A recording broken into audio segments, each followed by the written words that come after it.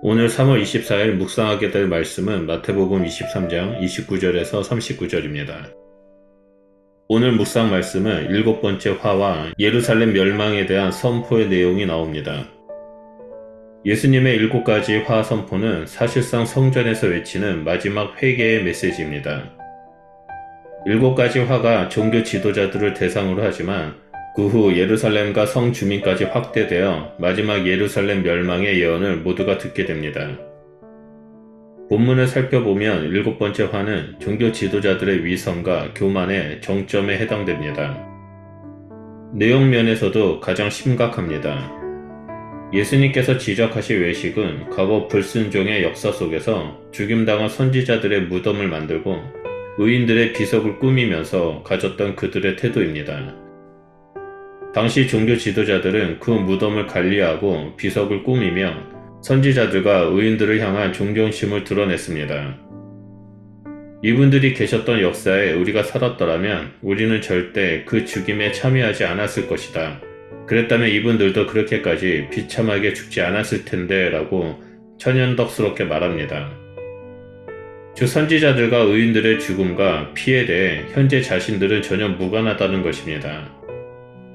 예수님은 이러한 그들의 뻔뻔스러운 변명이 자기들이 과거 선지자와 의인들을 죽인 자들의 자손임을 자백하는 것이라고 질타하십니다. 과거나 지금이나 이스라엘의 불순종은 달라지지 않았습니다. 오히려 더 심각하게 타락한 상태에서 더욱 가격한 폭력을 마다하지 않고 있습니다. 조상들은 하나님이 보내신 종들을 죽였지만 이제 이들은 며칠 후 하나님이 보내신 아들을 죽일 것입니다. 선지자와 의인의 살인의 책임을 회피하여 스스로 무죄하다라고 여기는 종교 지도자들에게 예수님은 너희 조상의 분량을 채우라 라는 신랄한 비난을 쏟아냅니다. 오랜 역사 동안 차곡차곡 쌓아 올린 불순종과 폭력 위에 성전 유대교가 서 있습니다. 그리고 그 역사의 자양분에 힘입어 가장 비참한 열매, 즉 하나님이 보내신 아들을 죽이게 될 것입니다. 그래서 예수님의 가격한 표현인 뱀들아 독사의 새끼들아가 여기에 등장합니다. 세례 요한 역시 종교 지도자들을 향해 독사의 자식들아 라고 부르며 그들이 임박한 진노를 결코 피할 수 없을 것이라고 선포했습니다. 그 임박한 진노는 34절에 그러므로 라는 접속사를 통해서 나타납니다. 예수님은 첫 의인의 죽음으로 간주되는 아벨의 피부터 주전 9세기의 성전에서 살해당한 사가랴까지 포함해 땅 위에 흩뿌려진 위로운 피의 대가가 전부 지금 종교 지도자들의 머리 위에 돌아갈 것을 선포합니다. 이는 저주의 심판과 대물림이 아니라 조상들의 죄 위에 차곡차곡 죄를 쌓아 올린 마지막 자손이 그 모든 열매를 거둔다는 것을 말합니다. 의인들이 죽을 때 요구했던 신원을 공의의 하나님은 반드시 보응하십니다. 누군가가 반드시 피의 대가를 치러야 하는데 예수님은 그 쌓인 신원을 이 세대가 가기 전에 풀어주실 것을 아멘을 동원하여 명확하게 말씀하십니다. 이후 37절에서 39절에 예루살렘이 의인화되어 멸망의 화를 받는 대상으로 소개됩니다. 예루살렘은 의인들의 죽음에 결정권을 거머쥔 종교 권력의 심장부입니다. 하나님의 심판은 핍박자 개인에게 임할 뿐 아니라 그들의 모체인 예루살렘 성과 그 안의 백성에게까지 확대됩니다. 영적 맹인인 종교 지도자들에게 이끌린 백성이 결국 선지자들과 파송받은 의인들을 향해 돌을 던졌고 또 던질 것이기 때문에 심판을 피할 수 없습니다. 하나님의 심판은 정당하고 그 누구도 그 심판의 불합리성을 제기할 수 없습니다. 예수님은 하나님의 사랑을 반복적으로 거부하는 이스라엘 백성에 대해 위험한 곳으로 나가려는 새끼들을 끊임없이 자기 날개 아래로 모으는 암탉의 이미지로 그려 말씀하십니다. 여기서 하나님의 사랑과 이스라엘의 배교가 대조됩니다. 이스라엘은 하나님의 품을 원하지 않았습니다. 하나님을 떠난 백성의 집은 황폐하게 될 것이며 이 선포가 성전 뜰에서 행해졌기 때문에 여기 집은 성전일 것입니다. 결국 하나님의 영광은 성전을 떠날 것이고 건물은 무너지게 될 것입니다.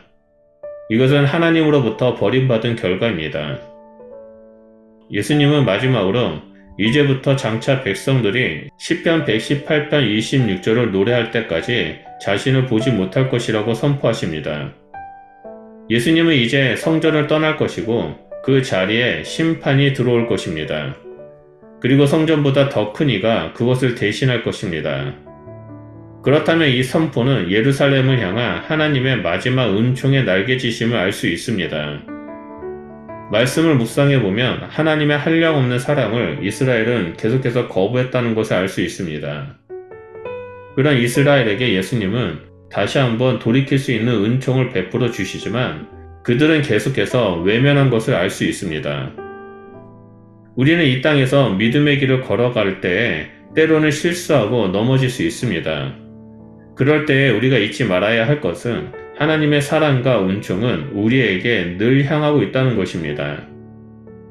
하나님의 사랑과 은총에 힘입어 다시금 돌이켜 하나님 품으로 돌아가는 삶이 바로 우리가 걸어가야 할 길입니다. 성전보다 더 큰 이이신 예수님은 우리보다 앞서 그 길을 걸으셨고 우리를 향해 계속해서 나를 따라오라고 말씀하고 계십니다.